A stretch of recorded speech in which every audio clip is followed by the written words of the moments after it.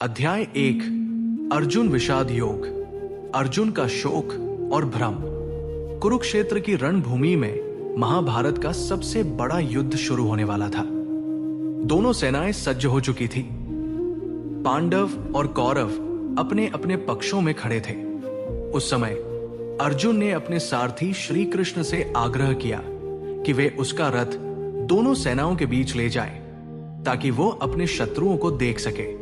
जब अर्जुन ने अपने सामने अपने ही बंधु बांधवों, गुरुजनों और प्रियजनों को खड़ा देखा तो उसका हृदय भारी हो गया। उसे एहसास हुआ कि इस युद्ध में विजय भी किसी मूल्य की नहीं होगी, क्योंकि इसके लिए उसे अपने ही परिवारजनों का सहार करना पड़ेगा।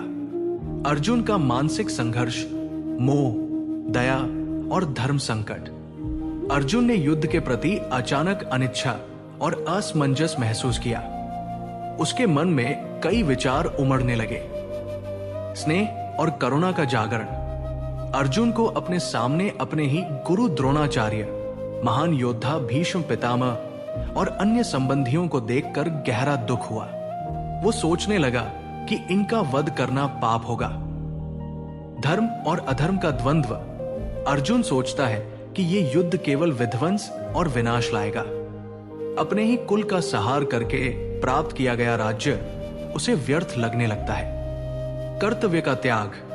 अर्जुन कहता है, हे केशव, मुझे युद्ध नहीं करना। मुझे राज्य, सुख और ऐश्वर्य की कोई इच्छा नहीं रही। मैं युद्ध से पीछे हट रहा हूं। भविष्य की चिंता और अधर्म की आशंका। अर्जुन को भय सताने लगता है कि अगर ये युद्ध हुआ तो समाज में अधर्म बढ़ेगा, परिवारों का नाश होगा और पीढ़ियों तक इसका दुष्प्रभाव रहेगा। अर्जुन पूरी तरह से मानसिक रूप से टूट जाता है। वो कहता है कि अब उसके हाथ धनुष उठाने में भी असमर्थ है। उसका शरीर कांप रहा है और वो युद्ध करने में असमर्थ महसूस करता है। वो श्री कृष्ण के सामने अपने हथियार रख देता है और कहता है कि वो युद्ध नहीं करेगा। श्री कृष्ण अर्जुन की मनोदशा को देखते हैं, लेकिन वे तुरंत कुछ नहीं कहते। वे अर्जुन को उसके विचारों को व्यक्त करने का पूरा अवसर देते हैं। अर्जुन जब पूरी तरह से मोह और शोक में डूब जाता है और कहता है कि उसे कोई मार्ग नहीं दिख रहा, तब श्री कृष्ण मुस्कुराते हैं। वे जानते थे कि अब अर्जुन को वास्तविक ज्ञान की आवश्यकता है। इस अध्याय का गहरा अर्थ। 1. निर्णय के समय भावनाओं का भ्रम। अर्जुन की तरह हम भी जीवन में कई बार भ्रमित हो जाते हैं। जब कठिनाइयां आती हैं तो हमें अपने कर्तव्य और भावनाओं के बीच संघर्ष महसूस होता है। 2.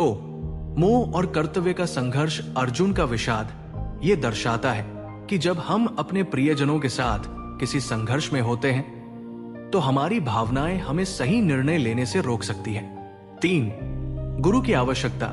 जब जीवन में कोई मार्ग नहीं दिखता तब हमें एक सच्चे गुरु की आवश्यकता होती है जो हमें सही दिशा दिखा सके, जैसे श्री कृष्ण अर्जुन को दिखाने वाले थे। अगले अध्याय की ओर। अब जब अर्जुन पूरी तरह से मार्गदर्शन के लिए श्री कृष्ण की शरण में आ चुका है, तब श्री कृष्ण उसे असली ज्ञान देंगे। अगले अध्याय, अध्याय 2 सांख्य योग में श्री कृष्ण जीवन, आत्मा, कर्तव्य और मोक्ष का रहस्य अर्जुन को समझाने वाले हैं। यही से भगवद गीता का असली उपदेश शुरू होता है। अध्याय 2 सांख्य योग, ज्ञान और कर्तव्य का उपदेश। पहले अध्याय में अर्जुन मोह और शोक में फंसकर युद्ध करने से इनकार कर चुका था। वो अपने गुरुजनों, परिवार और सगे संबंधियों को देखकर दया और करुणा से भर गया था। उसका मन कर्तव्य और भावनाओं के द्वंद्व में उलझ चुका था। उसने श्री कृष्ण के सामने अपने हथियार रख दिए और कहा कि उसे कोई राह नहीं सूझ रही। अब अध्याय 2 सांख्य योग में अर्जुन पूरी तरह से श्री कृष्ण की शरण में आ जाता है और उनसे मार्गदर्शन मांगता है। यहीं से भगवद गीता का असली उपदेश शुरू होता है। जब अर्जुन पूरी तरह से निराश हो जाता है, तब वो श्री कृष्ण से कहता है, हे केशव, मैं अपने कर्तव्य को लेकर भ्रमित हूं। मुझे सच्चा मार्ग दिखाइए। मैं आपकी शरण में हूं। कृपया मेरा मार्गदर्शन करें। यही क्षण बेहद महत्वपूर्ण है, क्योंकि अब अर्जुन केवल एक मित्र के रूप में नहीं बल्कि एक शिष्य के रूप में श्री कृष्ण को स्वीकार करता है। श्री कृष्ण मुस्कुराते हैं और अर्जुन के मोह को तोड़ने के लिए सच्चे ज्ञान सांख्य योग का उपदेश देते हैं। वे कहते हैं, श्री कृष्ण समझाते हैं कि अर्जुन जिस शोक में डूबा है वो केवल शरीर के विनाश का शोक है, लेकिन आत्मा कभी नष्ट नहीं होती। शरीर नश्वर है लेकिन आत्मा शाश्वत अविनाशी है। नास्तो विद्यते भावो ना भावो विद्यते सतः, अर्थात असत्य का कोई अस्तित्व नहीं है और सत्य कभी नष्ट नहीं होता। जैसे मनुष्य पुराने वस्त्र त्याग कर नए वस्त्र धारण करता है, वैसे ही आत्मा एक शरीर छोड़कर दूसरा शरीर धारण करती है। श्री कृष्ण अर्जुन से कहते हैं कि वो एक क्षत्रिय योद्धा है और उसका सबसे बड़ा धर्म है धर्म युद्ध, न्याय के लिए युद्ध। अगर वो युद्ध से भागता है तो ये न केवल उसके धर्म के विरुद्ध होगा बल्कि वो कायर कहलाएगा। श्री कृष्ण समझाते हैं कि सच्चा योगी वही है जो सुख दुख, सफलता असफलता और लाभहानि में समान रहता है। ये दुनिया नित्य परिवर्तनशील है, इसलिए इन बदलावों से प्रभावित नहीं होना चाहिए।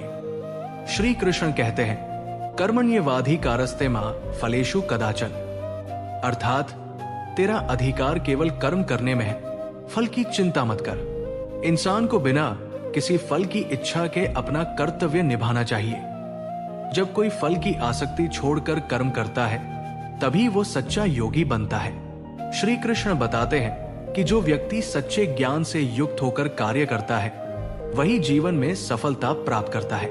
जब मनुष्य का मन स्थिर और शांत होता है तब वो सच्ची बुद्धि से कार्य कर सकता है। अर्जुन को आदेश देते हैं कि वो योग में स्थित होकर अपने कर्म करे। अर्जुन अभी भी थोड़ा भ्रमित था और पूछता है, हे केशव, अगर ज्ञान ही सबसे श्रेष्ठ है तो फिर मुझे युद्ध करने के लिए क्यों कह रहे हैं? इस पर श्री कृष्ण समझाते हैं कि ज्ञान और कर्म दोनों आवश्यक है। केवल ज्ञान प्राप्त करना ही पर्याप्त नहीं है जब तक कि मनुष्य अपने कर्तव्य को सही रूप से न निभाए।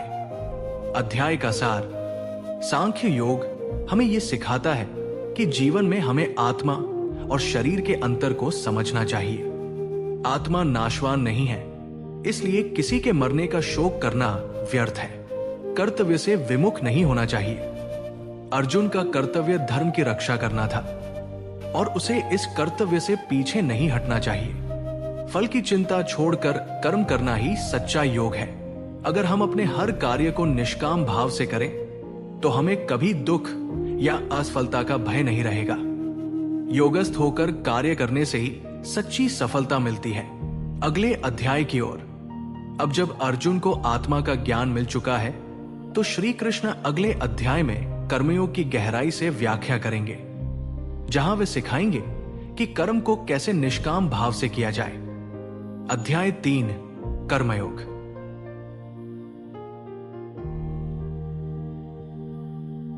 अध्याय 3 कर्मयोग, निष्काम कर्म का मार्ग। अर्जुन को पिछले अध्याय में श्री कृष्ण ने आत्मा का ज्ञान दिया और समझाया कि आत्मा अजरमर है। उन्होंने ये भी बताया कि फल की चिंता किए बिना कर्म करना चाहिए। लेकिन अर्जुन अभी भी संशय में था। वो श्री कृष्ण से पूछता है, हे माधव, अगर ज्ञान योग, सांख्य योग ही सबसे श्रेष्ठ है तो फिर मुझे इस भयानक युद्ध में कर्म करने के लिए क्यों प्रेरित कर रहे हैं? मुझे स्पष्ट रूप से बताइए कि कौन सा मार्ग उत्तम है। श्री कृष्ण का उत्तर, कर्म से बचना संभव नहीं। श्री कृष्ण कहते हैं, हे अर्जुन, इस संसार में कोई भी व्यक्ति बिना कर्म किए नहीं रह सकता। यहां तक कि जो व्यक्ति कुछ नहीं करता वो भी किसी न किसी रूप में कर्म कर ही रहा होता है। हर व्यक्ति प्रकृति के अनुसार कर्म करने को बाध्य है। केवल कर्म न करने से मोक्ष प्राप्त नहीं होता। इसलिए जो व्यक्ति सच्चे ज्ञान के साथ कर्म करता है वही वास्तविक योगी है। श्री कृष्ण अर्जुन को निष्काम कर्म का सिद्धांत समझाते हैं। कर्मण्येवाधिकारस्ते मा फलेषु कदाचन, अर्थात तेरा अधिकार केवल कर्म करने में है, परंतु फल की चिंता मत कर। मनुष्य को अपना कर्तव्य बिना किसी स्वार्थ या फल की चिंता के करना चाहिए। जो व्यक्ति निष्काम भाव से कर्म करता है वो बंधनों से मुक्त हो जाता है। सफलता या असफलता की चिंता किए बिना कर्म करने वाला व्यक्ति सच्चा योगी होता है। श्री कृष्ण कहते हैं कि जो श्रेष्ठ पुरुष कर्म करता है वही समाज को प्रेरणा देता है। अगर अर्जुन अपने कर्तव्य से पीछे हटेगा तो बाकी लोग भी अपने कर्तव्यों से विमुख हो जाएंगे। वे स्वयं का उदाहरण देते हुए कहते हैं, हे अर्जुन, मैं साक्षात ईश्वर हूं, फिर भी मैं कर्म करता हूं। अगर मैं कर्म करना छोड़ दूं तो पूरा ब्रह्मांड नष्ट हो जाएगा।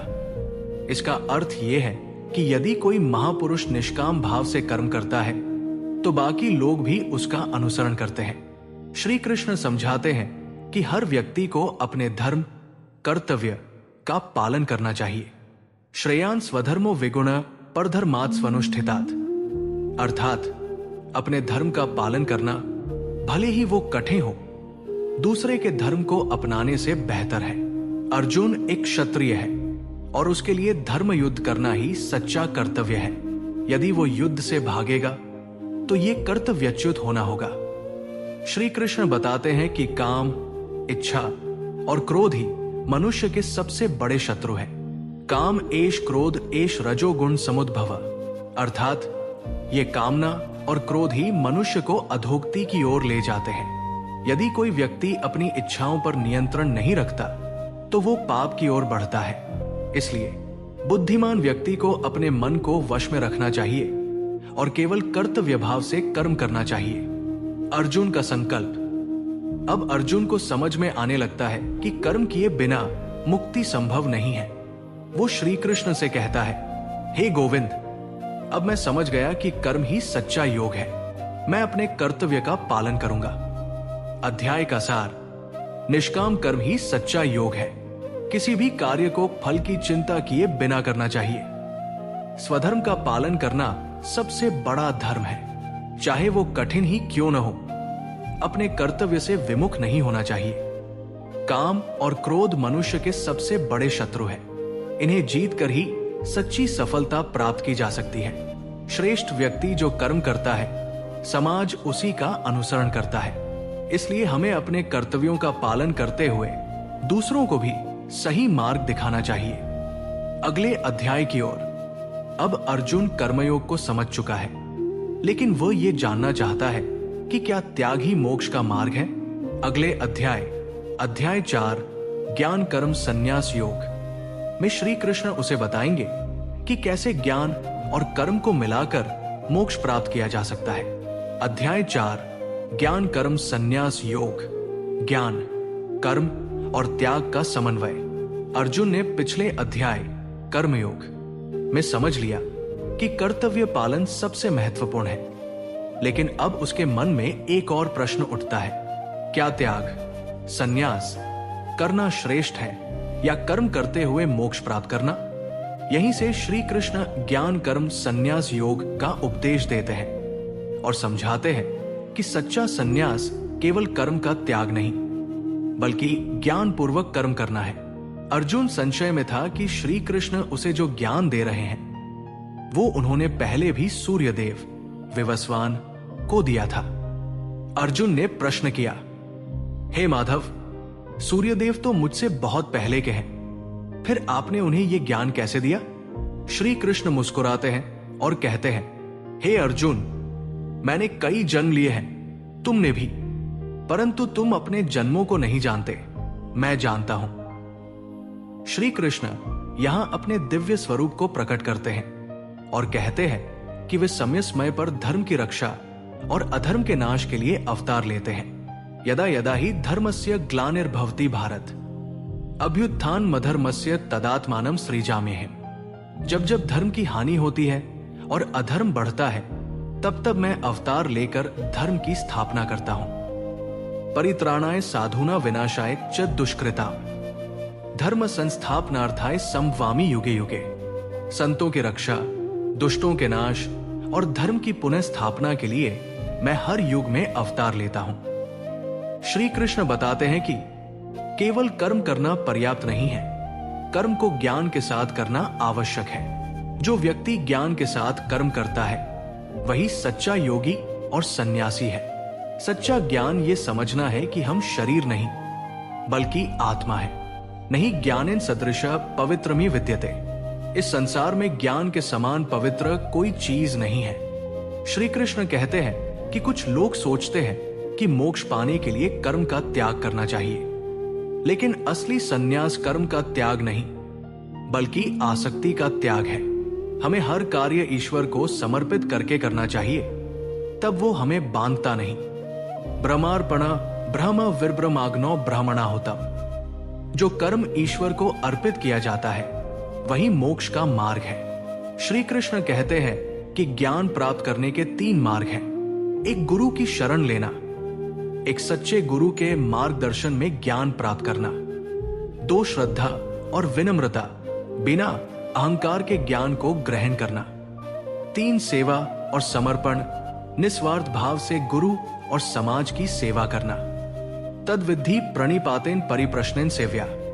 ज्ञान को पाने के लिए श्रद्धा और सेवा के साथ गुरु की शरण में जाओ। श्री कृष्ण बताते हैं कि जो व्यक्ति सच्चा ज्ञान प्राप्त कर लेता है उसके लक्षण होते हैं। वो किसी से द्वेष नहीं करता, वो सुख दुख में संभाव रखता है, वो मोह और माया से मुक्त हो जाता है, उसे मृत्यु का भय नहीं रहता। विद्या विन्य संपन्ने ब्राह्मणे गवी हस्तिनी शुनि चैव श्वपाके च पंडिताए समदर्शिना। सच्चा ज्ञानी व्यक्ति ब्राह्मण, हाथी, कुत्ते और चांडाल में समानता देखता है। 6 ज्ञान और कर्म का समन्वय ही मोक्ष का मार्ग है। श्री कृष्ण कहते हैं कि केवल ज्ञान से मोक्ष नहीं मिलेगा, कर्म भी आवश्यक है, लेकिन कर्म को स्वार्थ और आसक्ति से मुक्त करके किया जाए तो वही मोक्ष का मार्ग बन जाता है। ऐसा व्यक्ति सभी बंधनों से मुक्त हो जाता है। योग संन्यस्त कर्माण ज्ञान संचिन्न संशय आत्मवंत न कर्माणि निबधनन्ति धनंजय। जो व्यक्ति योग द्वारा कर्म का त्याग करता है और सच्चे ज्ञान से संशय नष्ट कर लेता है उसे कर्म बांधते नहीं। अर्जुन का संकल्प। अब अर्जुन को यह समझ में आने लगता है कि त्याग का सही अर्थ केवल संन्यास लेना नहीं बल्कि ज्ञान पूर्वक कर्म करना है। वो श्री कृष्ण से कहता है, हे गोविंद, अब मैं जान गया कि कर्म और ज्ञान दोनों का संगम ही सच्चा मोक्ष है। अब मैं अपने संदेहों को त्याग कर कर्तव्य पालन करूंगा। अध्याय का सार। ईश्वर समय समय पर धर्म की रक्षा के लिए अवतार लेते हैं। ज्ञान ही सबसे श्रेष्ठ है, परंतु कर्म के बिना ज्ञान अधूरा है। सच्चा सन्यास केवल कर्म का त्याग नहीं बल्कि कर्म को ईश्वर को समर्पित करना है। गुरु की शरण में जाकर सेवा और समर्पण से सच्चा ज्ञान प्राप्त किया जा सकता है। सच्चा ज्ञानी व्यक्ति सभी को समान दृष्टि से देखता है। ज्ञान और कर्म का समन्वय ही मोक्ष का मार्ग है। अगले अध्याय की ओर। अब अर्जुन को ज्ञान और कर्म का सही अर्थ समझ में आ गया, लेकिन वो ये जानना चाहता है कि क्या केवल कर्म करना ही पर्याप्त है या उसे कोई विशेष विधि से करना चाहिए। अगले अध्याय 5 कर्म संन्यास योग में श्री कृष्ण उसे बताएंगे कि कैसे कर्म करते हुए भी पूर्ण रूप से सन्यासी बना जा सकता है। अध्याय 5 कर्म संन्यास योग, कर्म और संन्यास का समन्वय। पिछले अध्याय ज्ञान कर्म संन्यास योग में श्री कृष्ण ने समझाया कि ज्ञान और कर्म का समन्वय ही मोक्ष का मार्ग है, लेकिन अर्जुन के मन में अब भी एक बड़ा प्रश्न था। क्या केवल कर्म करना श्रेष्ठ है या सन्यास, कर्म का त्याग लेना अधिक लाभदायक है? वो श्री कृष्ण से पूछता है, हे केशव, आप कभी कर्म करने को कहते हैं और कभी सन्यास को श्रेष्ठ बताते हैं। कृपया स्पष्ट रूप से बताइए कि कौन सा मार्ग सर्वोत्तम है। यहीं से कर्म संन्यास योग का उपदेश प्रारंभ होता है। श्री कृष्ण बताते हैं कि सिर्फ कर्म का त्याग, सन्यास कर देना श्रेष्ठ नहीं है। निष्काम भाव से कर्म करना ही सच्चा सन्यास है। कर्म और सन्यास दोनों ही मोक्ष तक ले जाते हैं, लेकिन कर्मयोग अधिक सरल और व्यावहारिक है। सन्यासः कर्मयोगश्चनि श्रेष्ठक्रावुभौ। सन्यास और कर्मयोग दोनों ही मोक्ष देने वाले हैं। तयोस्तु कर्म संन्यासात् कर्मयोगो विशिष्यते। परंतु कर्म का त्याग करने की अपेक्षा निष्काम भाव से कर्म करना श्रेष्ठ है। श्री कृष्ण समझाते हैं कि जो फल की इच्छा किए बिना कर्म करता है वही सच्चा सन्यासी है। केवल वस्त्र बदलने या सन्यास आश्रम में रहने से कोई सन्यासी नहीं बन जाता। सच्चा योगी वो है जो बिना किसी आसक्ति के कर्म करता है। न द्वेष्टि अकुशलं कर्म कुशले नानुषज्यते, जो न तो बुरे कर्म से घृणा करता है न ही अच्छे कर्म से आसक्त होता है, वही सच्चा सन्यासी है। श्री कृष्ण कहते हैं कि जो व्यक्ति बिना किसी स्वार्थ के कर्म करता है वही सच्चा सन्यासी है। जो व्यक्ति कर्म का त्याग करके जंगल में चला जाता है लेकिन मन में इच्छाएं रखता है वो सच्चा सन्यासी नहीं है। कर्मयोगी और सन्यासी में कोई अंतर नहीं है, दोनों का उद्देश्य मोक्ष प्राप्त करना ही है। गेस नित्य सन्यासी यो न द्वेष्टि न कांक्षति, जो न किसी से द्वेष करता है और न ही कोई इच्छा रखता है वही सच्चा सन्यासी है। श्री कृष्ण बताते हैं कि आत्मज्ञानी व्यक्ति सभी को समान दृष्टि से देखता है, न किसी से घृणा करता है न किसी से विशेष प्रेम करता है, सुख दुख मान अपमान में संभाव रखता है, उसे इस संसार में कुछ भी बांध नहीं सकता। सर्वभूतस्थमात्मानम सर्वभूतानि चात्मनि, जो हर जीव में आत्मा को देखता है और हर आत्मा में ब्रह्मा को देखता है वही सच्चा ज्ञानी है। श्री कृष्ण बताते हैं कि जो व्यक्ति अपने कर्मों को ईश्वर को अर्पित करता है वही सच्ची शांति प्राप्त करता है। अहंकार छोड़कर जो व्यक्ति केवल अपने कर्तव्य का पालन करता है वही जीवन में सफल होता है। ईश्वर को समर्पण करने वाला व्यक्ति न चिंता करता है न भयभीत होता है। भुक्ति च मुक्ति च यथा विधत्ते, जो व्यक्ति पूर्ण रूप से समर्पित होता है वो जीवन में आनंद और मोक्ष दोनों को प्राप्त करता है। श्री कृष्ण समझाते हैं कि जो व्यक्ति मोह और माया से मुक्त हो जाता है वही ब्रह्मा में लीन होता है। वो न मृत्यु से डरता है न जन्म की चिंता करता है, वो पूर्ण आनंद परमानंद की स्थिति में पहुंच जाता है। लभन्ते ब्रह्म निर्वाण अमृषय क्षीण कल्मषाय, जो मनुष्य अपने पापों से मुक्त हो जाता है वही ब्रह्म निर्वाण मोक्ष प्राप्त करता है। अर्जुन का संकल्प। अब अर्जुन को समझ में आ गया कि केवल कर्म त्याग देना सन्यास नहीं है। सच्चा योग कर्म को बिना आसक्ति के करना है। कर्मयोग ही सबसे सरल और श्रेष्ठ मार्ग है। वो श्री कृष्ण से कहता है, हे गोविंद, अब मैं समझ गया कि सन्यास का सही अर्थ केवल कर्म छोड़ना नहीं बल्कि मन से आसक्ति का त्याग करना है। अब मैं अपने कर्तव्य का पालन करूंगा। अध्याय का सार। सन्यास और कर्मयोग दोनों मोक्ष की ओर ले जाते हैं, लेकिन कर्मयोग अधिक सरल और श्रेष्ठ है। सच्चा सन्यासी वह है जो इच्छाओं और आसक्ति से मुक्त होकर कर्म करता है। कर्मयोगी और सन्यासी में कोई भेद नहीं, दोनों ही आत्मज्ञान प्राप्त कर सकते हैं। आत्मज्ञानी व्यक्ति सभी को समान दृष्टि से देखता है और संभाव में रहता है। जो अपने कर्मों को ईश्वर को समर्पित करता है वही सच्ची शांति प्राप्त करता है। ब्रह्म निर्वाण मोक्ष प्राप्त करने का मार्ग इच्छाओं और अहंकार का त्याग करना है। अगले अध्याय की ओर। अब अर्जुन कर्मयोग और सन्यास का भेद समझ चुका है, लेकिन वो ये जानना चाहता है कि अपने मन को नियंत्रित किए बिना क्या यह संभव है।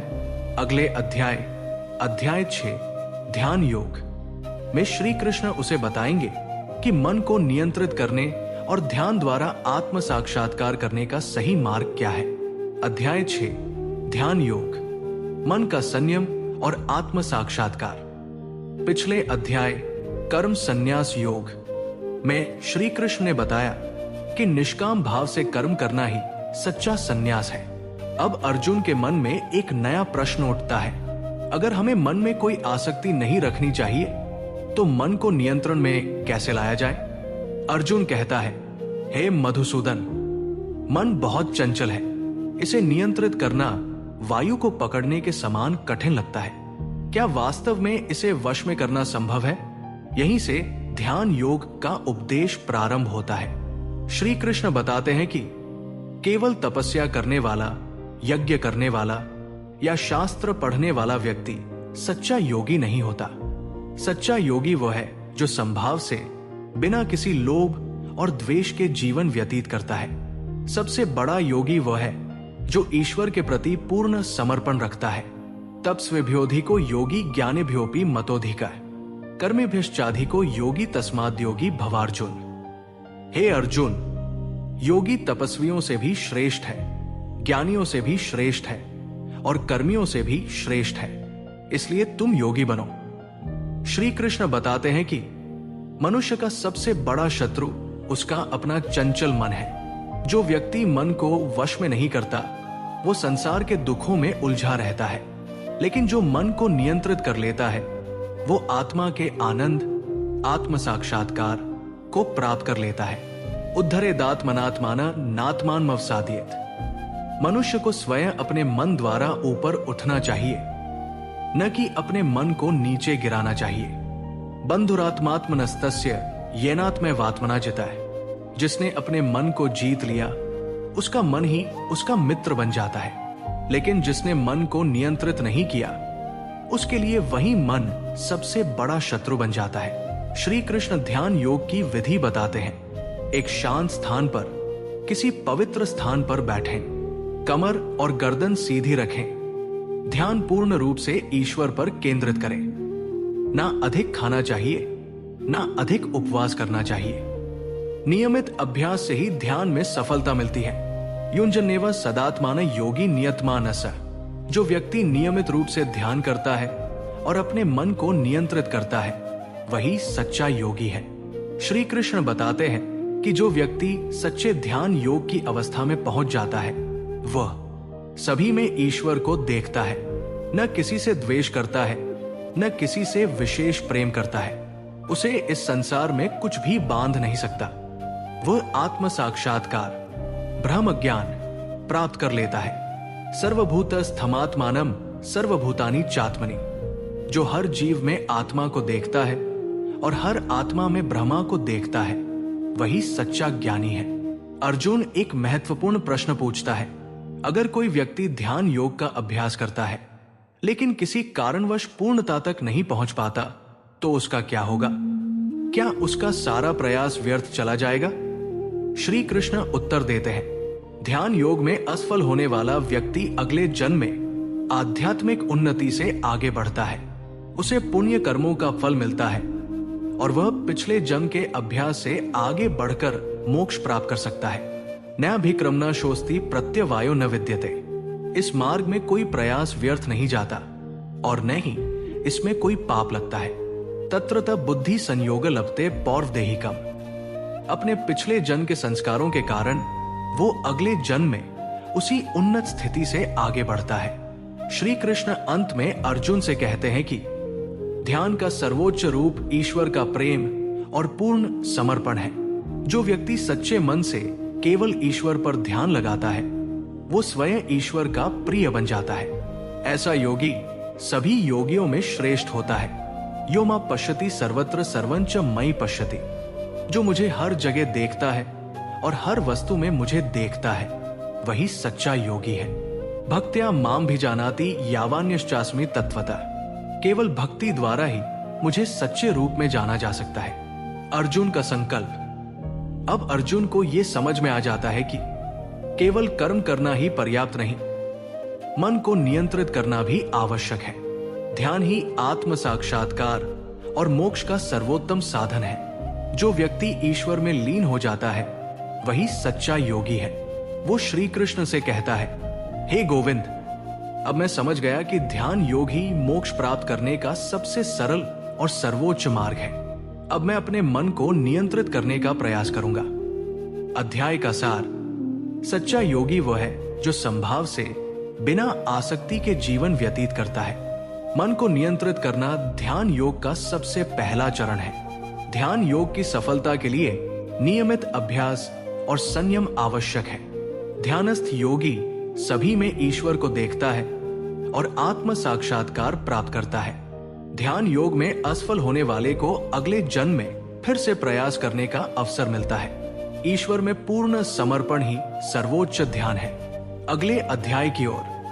अब अर्जुन ध्यान योग को समझ चुका है, लेकिन वो ये जानना चाहता है कि क्या केवल ध्यान ही मोक्ष का मार्ग है या भक्ति का भी इसमें कोई स्थान है। अगले अध्याय 7 ज्ञान विज्ञान योग में श्री कृष्ण उसे बताएंगे कि ईश्वर को जानने के लिए केवल ध्यान ही नहीं बल्कि भक्ति और सच्चे ज्ञान की भी आवश्यकता है। अध्याय 7 ज्ञान विज्ञान योग, ईश्वर का वास्तविक ज्ञान और उसकी अनुभूति। पिछले अध्याय ध्यान योग में श्री कृष्ण ने बताया कि ध्यान के माध्यम से मन को नियंत्रित कर आत्म साक्षात्कार प्राप्त किया जा सकता है। अब अर्जुन के मन में एक नया प्रश्न उठता है, क्या केवल ध्यान करने से ही ईश्वर को जाना जा सकता है? ईश्वर को जानने के लिए सच्चा ज्ञान क्या है? क्या ईश्वर को केवल शास्त्रों से जाना जा सकता है या कोई अन्य मार्ग भी है?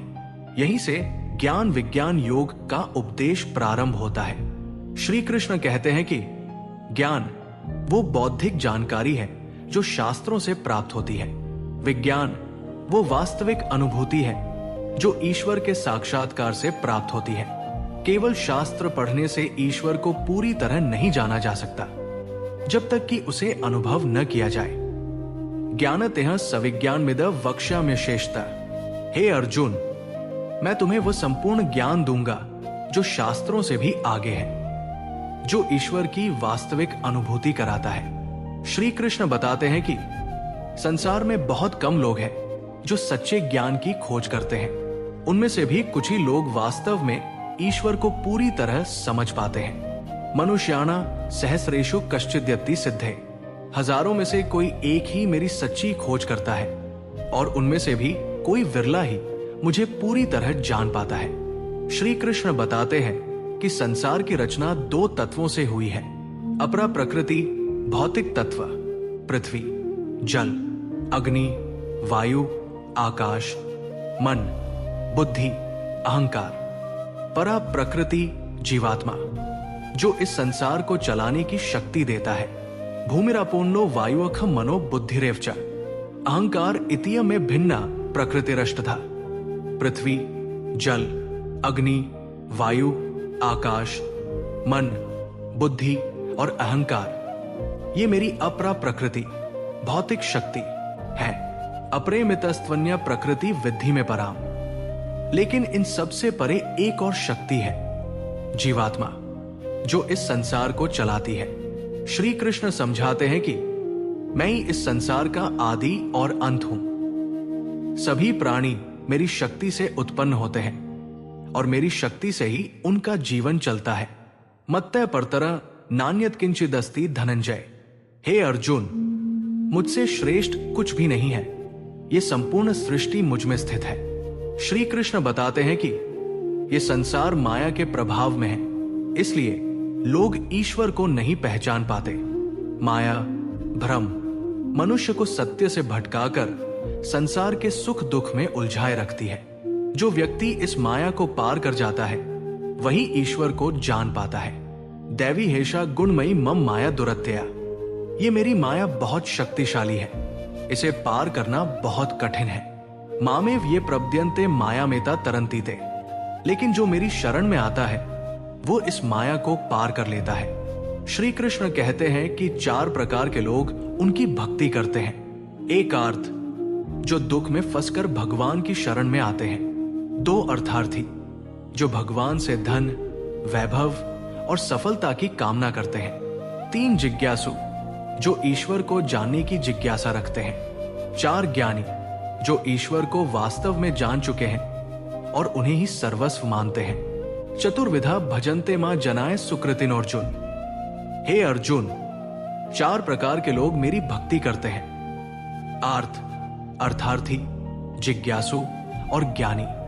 तेषा ज्ञानी नित्य युक्त एक भक्तिर विशिष्यते। इनमें ज्ञानी सबसे श्रेष्ठ है क्योंकि वह केवल मुझे ही प्रेम करता है। श्री कृष्ण बताते हैं कि जो व्यक्ति बिना किसी स्वार्थ के केवल ईश्वर को पाने की इच्छा से भक्ति करता है वही सच्चे ज्ञान को प्राप्त करता है। ऐसे व्यक्ति को बार बार जन्म नहीं लेना पड़ता, वो सीधा मोक्ष प्राप्त कर लेता है। बहुना जन्म नामन्ते ज्ञानवान मा प्रपद्यते। अनेक जन्मों के बाद ज्ञानी व्यक्ति मेरी शरण में आता है और मुझे ही सर्वस्व मानता है। श्री कृष्ण बताते हैं कि जो लोग केवल संसार के सुखों के पीछे भागते हैं वे सच्चे ज्ञान को प्राप्त नहीं कर पाते। वे क्षणिक सुखों की तलाश में रहते हैं और बार बार जन्म लेते हैं। अंतवत्तु फलं तेषा तद्भवत्तिल मेधसा। जो लोग भौतिक सुखों के लिए पूजा करते हैं उन्हें सीमित फल मिलता है। श्री कृष्ण अंत में कहते हैं, मैं ही समस्त प्राणियों का पिता हूं। मैं ही इस संसार की उत्पत्ति, पालन और सहार करता हूं। जो मुझे सच्चे हृदय से भजता है वो मुझे अवश्य प्राप्त करता है। यो मां वेत्ति स सर्वविद। जो मुझे जान लेता है वो सब कुछ जान लेता है। अब अर्जुन को यह समझ में आ जाता है कि केवल शास्त्र पढ़ने से नहीं बल्कि ईश्वर की अनुभूति से ही सच्चा ज्ञान प्राप्त होता है। जो व्यक्ति माया के प्रभाव से मुक्त होकर भक्ति करता है वही ईश्वर को जान सकता है। ईश्वर ही सब कुछ है और उनकी शरण में जाना ही मोक्ष का मार्ग है। वो श्री कृष्ण से कहता है, हे गोविंद, अब मैं समझ गया कि केवल ज्ञान पर्याप्त नहीं, ईश्वर की भक्ति और उनकी शरण में जाने से ही मुक्ति संभव है। अध्याय का सार, ज्ञान, शास्त्रों का अध्ययन और विज्ञान, ईश्वर की अनुभूति दोनों आवश्यक है। ईश्वर को जानना कठिन है क्योंकि संसार माया के प्रभाव में है। जो व्यक्ति ईश्वर की भक्ति करता है वही सच्चे ज्ञान को प्राप्त करता है।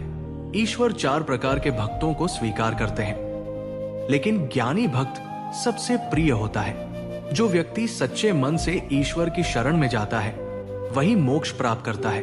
अगले अध्याय की ओर। अब अर्जुन ये समझ चुका है कि ईश्वर ही सब कुछ है, लेकिन वह जानना चाहता है कि ईश्वर की विभूतियां, विशेष शक्तियां क्या है। अगले अध्याय 8 अक्षर ब्रह्मा योग में श्री कृष्ण उसे बताएंगे कि ब्रह्मा, आत्मा और परमात्मा में क्या अंतर है। अध्याय 8 अक्षर ब्रह्मा योग, परम सत्य और मृत्यु के बाद की स्थिति। पिछले अध्याय ज्ञान विज्ञान योग में श्री कृष्ण ने समझाया कि सच्चा ज्ञान केवल शास्त्रों से नहीं बल्कि ईश्वर की अनुभूति से प्राप्त होता है। अब अर्जुन एक गहरा प्रश्न पूछते हैं, ब्रह्मा क्या है, अध्यात्म क्या है, कर्म क्या है, मृत्यु के बाद क्या होता है, भगवान को पाने का सबसे श्रेष्ठ तरीका क्या है। श्री कृष्ण इन सभी प्रश्नों का उत्तर देते हुए अक्षर ब्रह्मा योग की शिक्षा देते हैं। श्री कृष्ण बताते हैं कि ब्रह्मा परम सत्य जो अविनाशी और असीम है, अध्यात्म आत्मा का वास्तविक स्वरूप जो शाश्वत और दिव्य है, कर्म वो कार्य जिससे जीव इस संसार में जन्म लेता है। अक्षर ब्रह्मा परम स्वभावोध्यात्म मुच्यते। ब्रह्मा अविनाशी है और अध्यात्म जीवात्मा का स्वभाव है। श्री कृष्ण कहते हैं, मृत्यु के समय जो व्यक्ति जिस चीज का स्मरण करता है उसी के अनुसार उसका अगला जन्म होता है।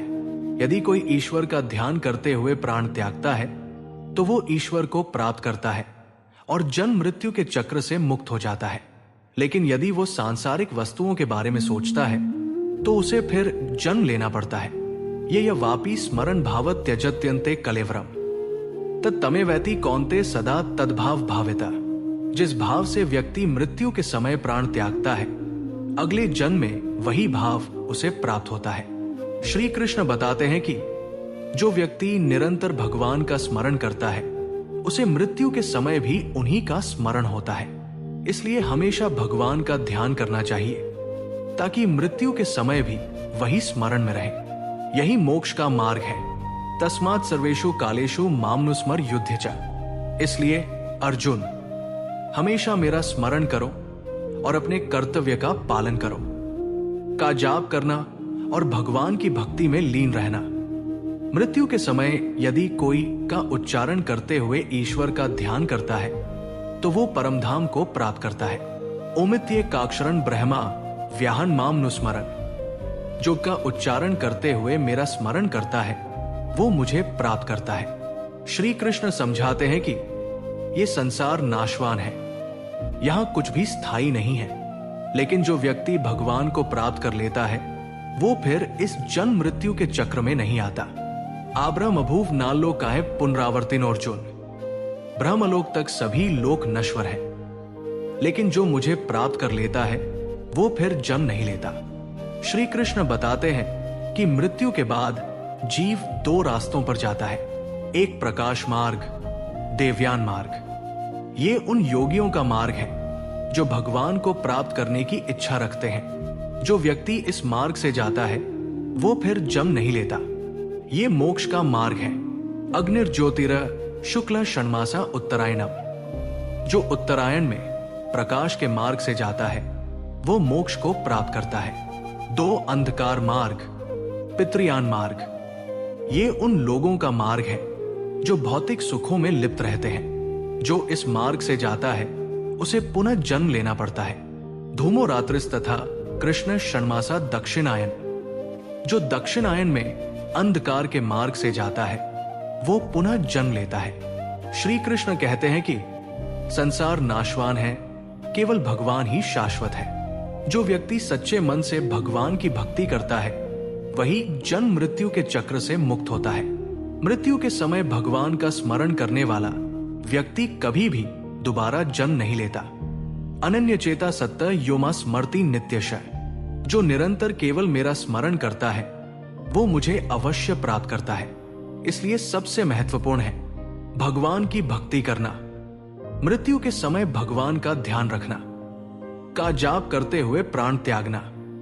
अब अर्जुन को यह समझ में आ जाता है कि मृत्यु के समय ईश्वर का स्मरण ही मोक्ष का मार्ग है। संसार अस्थाई है, केवल ईश्वर ही शाश्वत है। हमें पूरे जीवन भगवान का ध्यान करना चाहिए ताकि मृत्यु के समय भी वही स्मरण में रहे। वो श्री कृष्ण से कहता है, हे माधव, अब मैं समझ गया कि सच्ची भक्ति ही मोक्ष का मार्ग है। मैं निरंतर आपकी भक्ति में रहूंगा। अध्याय का सार, ब्रह्मा परम सत्य है जो अविनाशी है। मृत्यु के समय जिस चीज का स्मरण होता है उसी के अनुसार अगला जन्म होता है। भगवान को प्राप्त करने के लिए जीवन भर उनकी भक्ति करनी चाहिए।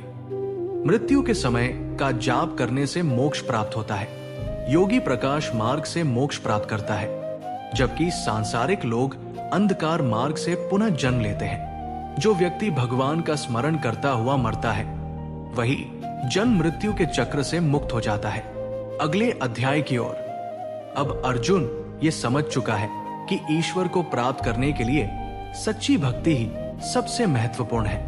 अब वो जानना चाहता है कि ईश्वर की महान शक्तियां और उनकी विशेषताएं क्या हैं। अगले अध्याय 9 राजविद्या राजगुह्य योग में श्री कृष्ण बताएंगे कि भक्ति कैसे ईश्वर की कृपा प्राप्त करने का सबसे सरल मार्ग है। अध्याय 9 राजविद्या राजगुह्य योग, सर्वोच्च ज्ञान और रहस्य। अर्जुन ने पिछले अध्याय अक्षर ब्रह्मा योग में जाना कि मृत्यु के समय भगवान का स्मरण करने से मोक्ष प्राप्त होता है। अब श्री कृष्ण उसे राजविद्या राजगुह्य योग की शिक्षा देते हैं, जो सबसे श्रेष्ठ और गुप्त ज्ञान है।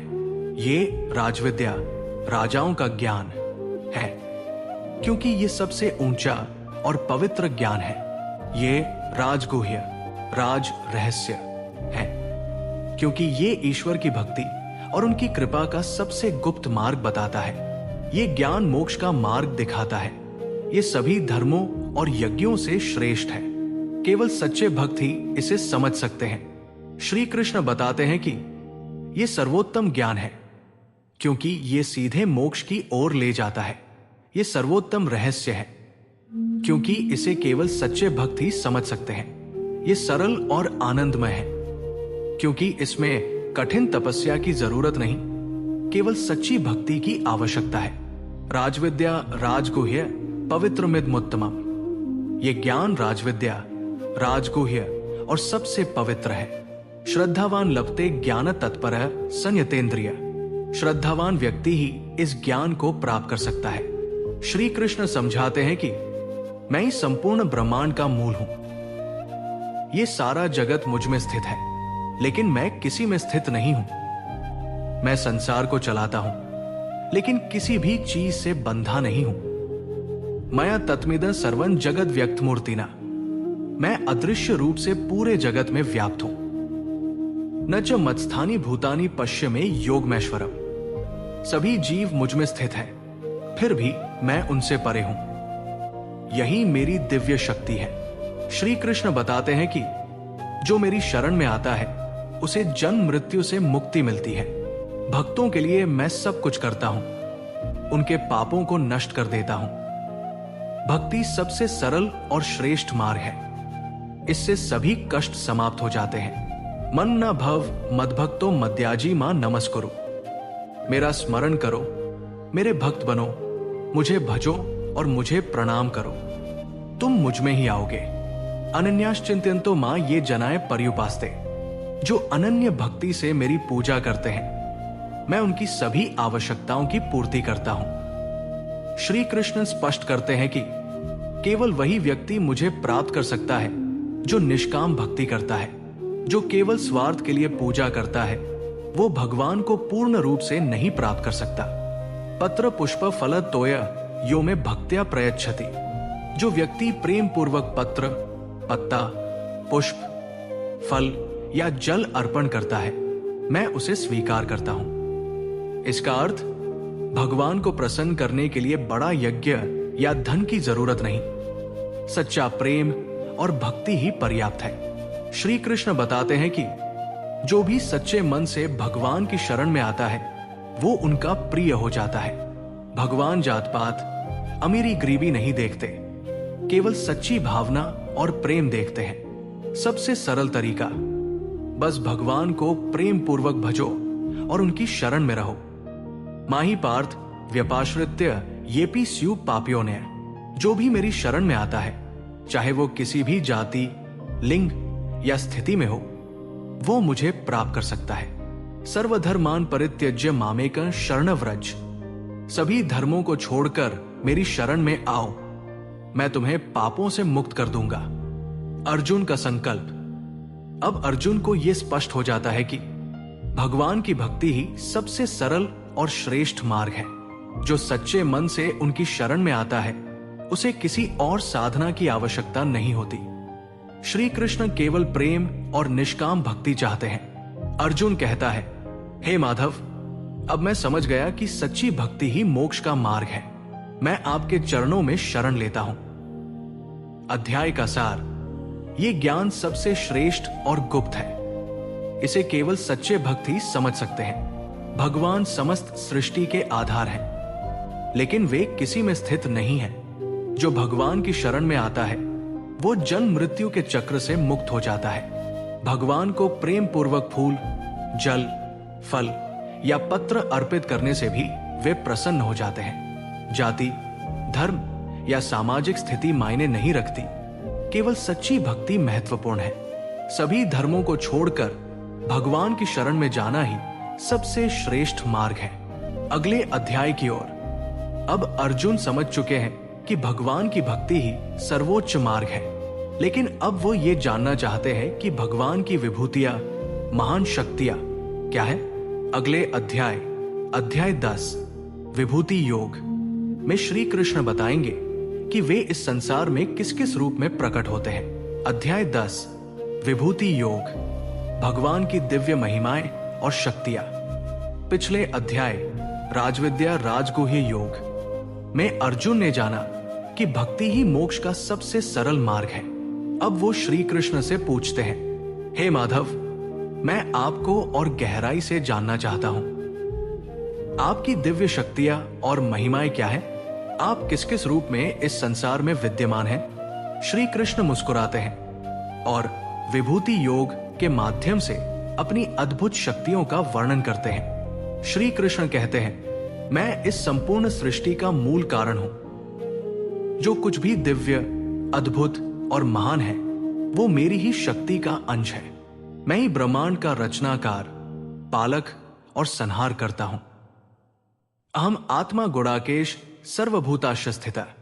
हे अर्जुन, मैं सभी प्राणियों के हृदय में स्थित आत्मा हूं। यो माम जमनादि च वेत्ति लोक महेश्वरम। जो मुझे अनादि और समस्त लोकों का स्वामी जानता है वह मोक्ष को प्राप्त करता है। श्री कृष्ण कहते हैं कि देवता, ऋषि और मुनि भी मेरी संपूर्ण शक्तियों को नहीं जानते, क्योंकि मैं ही उन सभी का जन्मदाता हूं। मेरी महिमा अनंत है, कोई भी मुझे पूरी तरह से नहीं समझ सकता।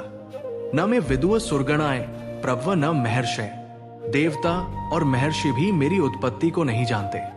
यो माम जमनादि च वेत्ति लोक महेश्वरम। जो मुझे अनादि और समस्त लोकों का स्वामी जानता है वो मोक्ष प्राप्त करता है। श्री कृष्ण कहते हैं कि जो भक्त मुझे पाते हैं उनमें ये दिव्य गुण होते हैं: निर्भयता, अभय, शुद्धता, शौच, ज्ञान, ज्ञान योग, त्याग, दान, सहनशीलता, तितिक्षा, सत्यता, सत्य, अहिंसा, अक्रोध, भक्ति, भजना, बुद्धिर ज्ञान सम्मोह, क्षमा, सत्य, दम, शमा।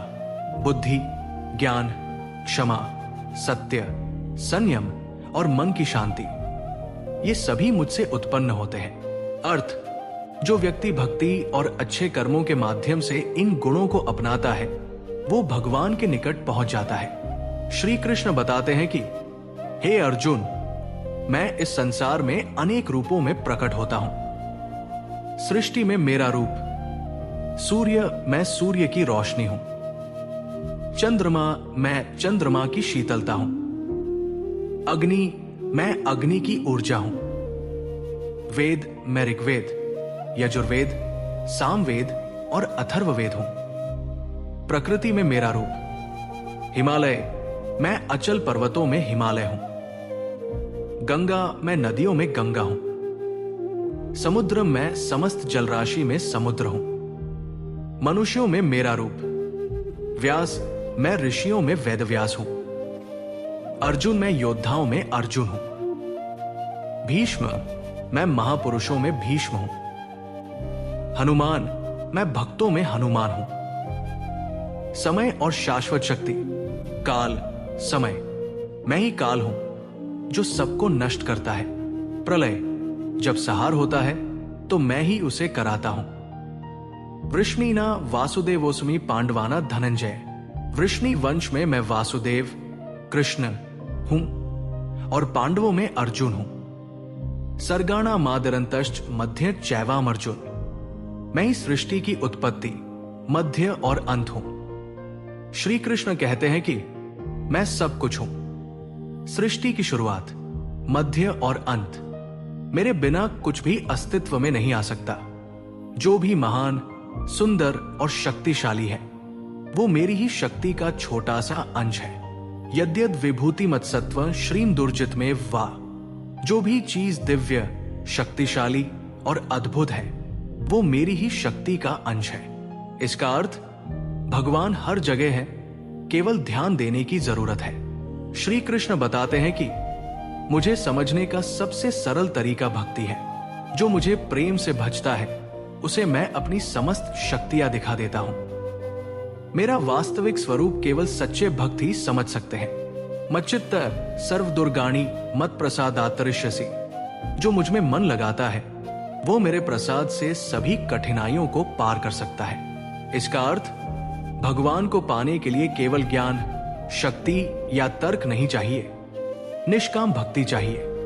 केवल सच्चे प्रेम और भक्ति से भगवान का अनुभव किया जा सकता है। अर्जुन का संकल्प: अब अर्जुन को यह स्पष्ट हो जाता है कि भगवान की शक्तियां अनंत हैं। वे इस ब्रह्मांड के कण कण में व्याप्त है।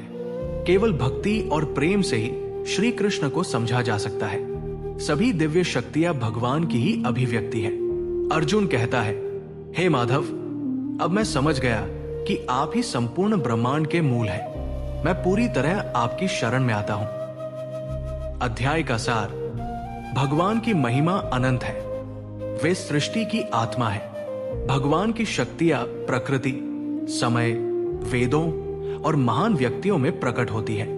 मेरा हर रूप जो दिव्य, सुंदर और शक्तिशाली है वो श्री कृष्ण की विभूति है।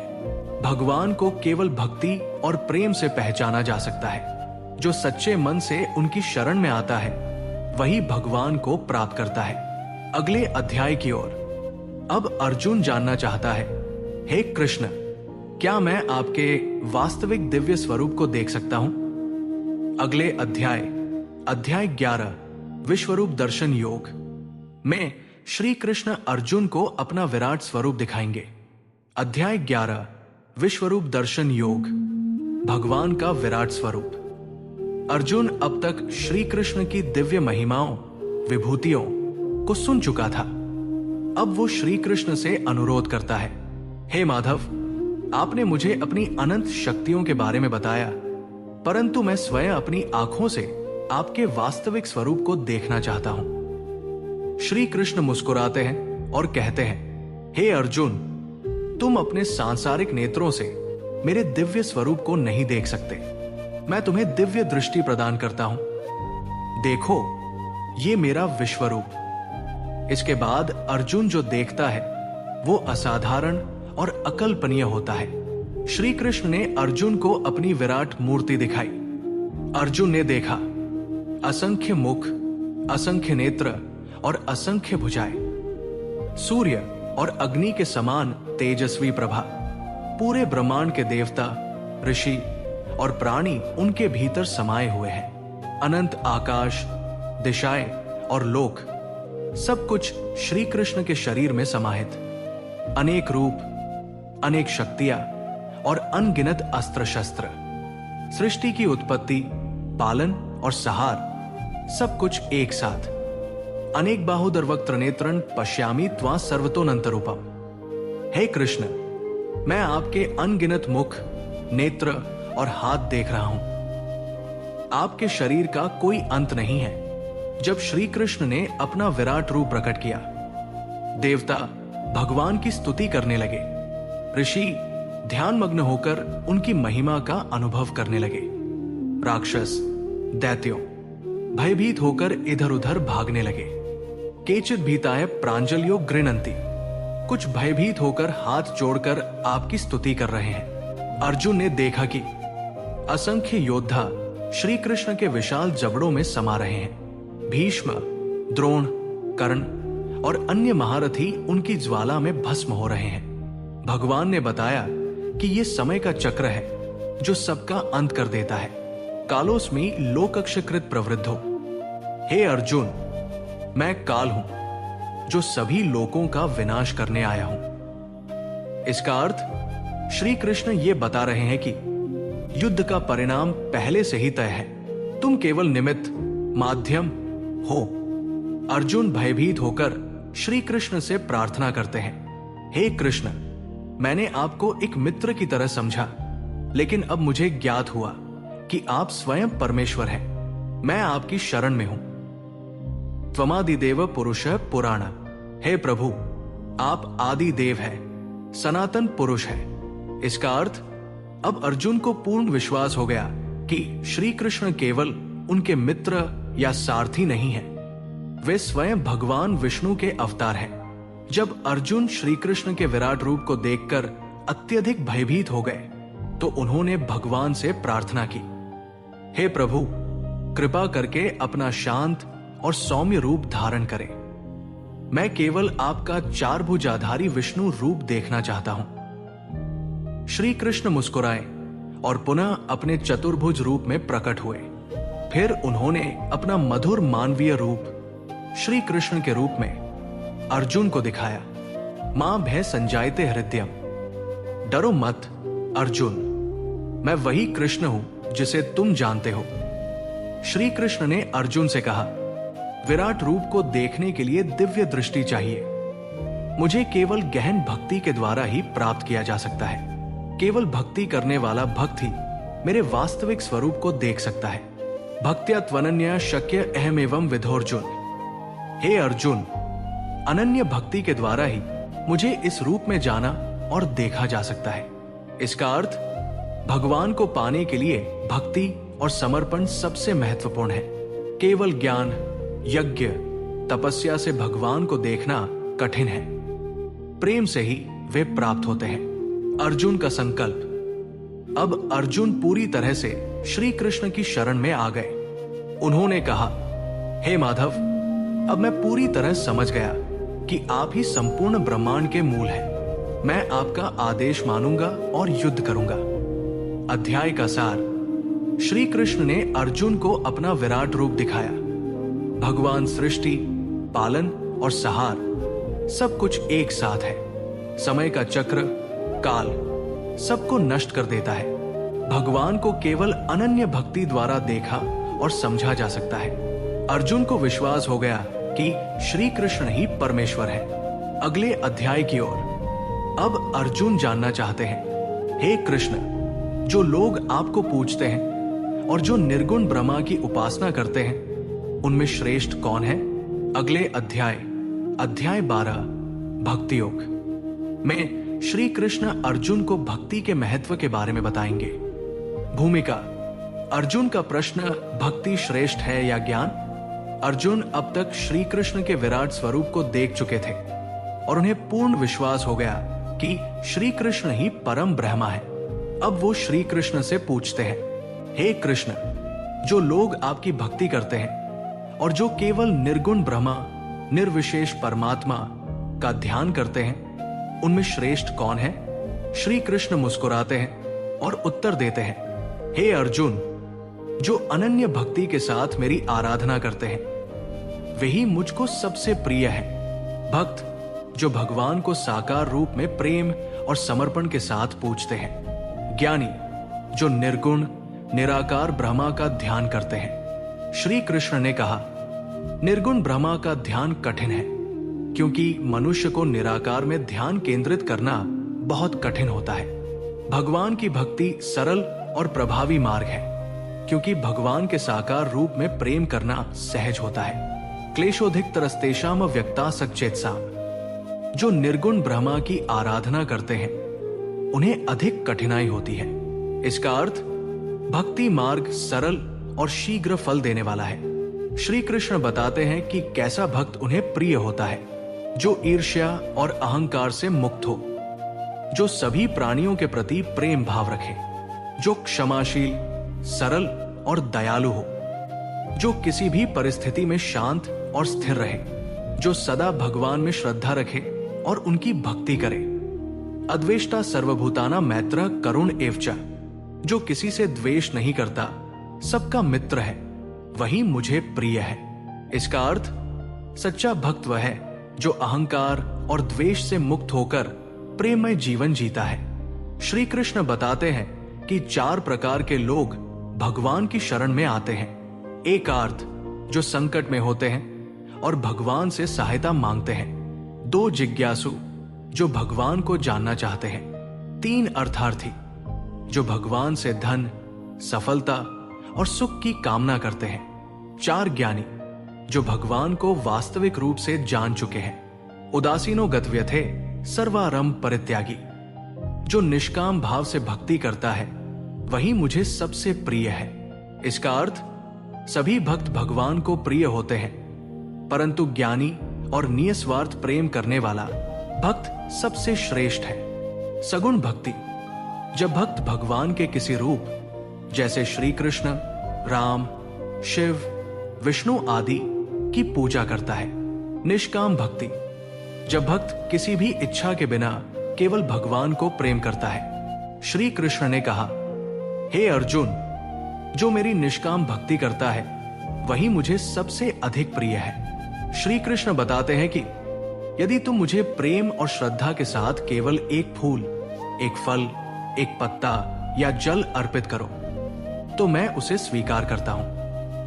पत्र पुष्प फल तोय यो में भक्त्या प्रयच्छति, जो भक्त प्रेम पूर्वक मुझे पत्र, पुष्प, फल, जल अर्पित करता है, मैं उसे सहर्ष स्वीकार करता हूं। इसका अर्थ भगवान को किसी बड़ी चीज की आवश्यकता नहीं, केवल प्रेम चाहिए। श्री कृष्ण अर्जुन को आश्वासन देते हैं, हे अर्जुन, जो भी भक्त प्रेम और विश्वास से मेरी शरण में आता है, मैं उसे निश्चित रूप से मुक्त कर देता हूं।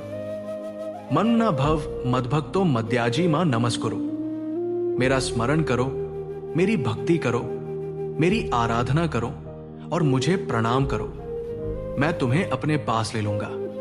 इसका अर्थ केवल भगवान के प्रति प्रेम और समर्पण से ही जीवन सफल होता है। भगवान को पाने के लिए ज्ञान की अपेक्षा भक्ति सरल और प्रभावी मार्ग है। भगवान को वही भक्त प्रिय है जो निस्वार्थ, शांत और दयालु है। भगवान किसी भी प्रेमपूर्ण अर्पण को सहर्ष स्वीकार करते हैं। भगवान ने वचन दिया कि जो उनकी शरण में आएगा वो निश्चित रूप से मुक्त होगा। अर्जुन का संकल्प। अब अर्जुन समझ गए कि हे कृष्ण, अब मुझे ज्ञात हुआ कि आपकी भक्ति ही सबसे श्रेष्ठ मार्ग है। मैं आपके आदेश का पालन करूंगा। अध्याय का सार। भक्ति मार्ग ज्ञान और कर्म से श्रेष्ठ है। भगवान के प्रिय भक्त वह है जो सरल, अहंकारहीन और प्रेममय है। भगवान केवल प्रेम को स्वीकार करते हैं। बड़ी भेंटों की कोई आवश्यकता नहीं। भगवान ने वचन दिया कि जो उनकी शरण में आएगा वो मुक्त होगा। अगले अध्याय की ओर। अब अर्जुन जानना चाहते हैं, हे कृष्ण, ये संपूर्ण सृष्टि कैसे चलती है?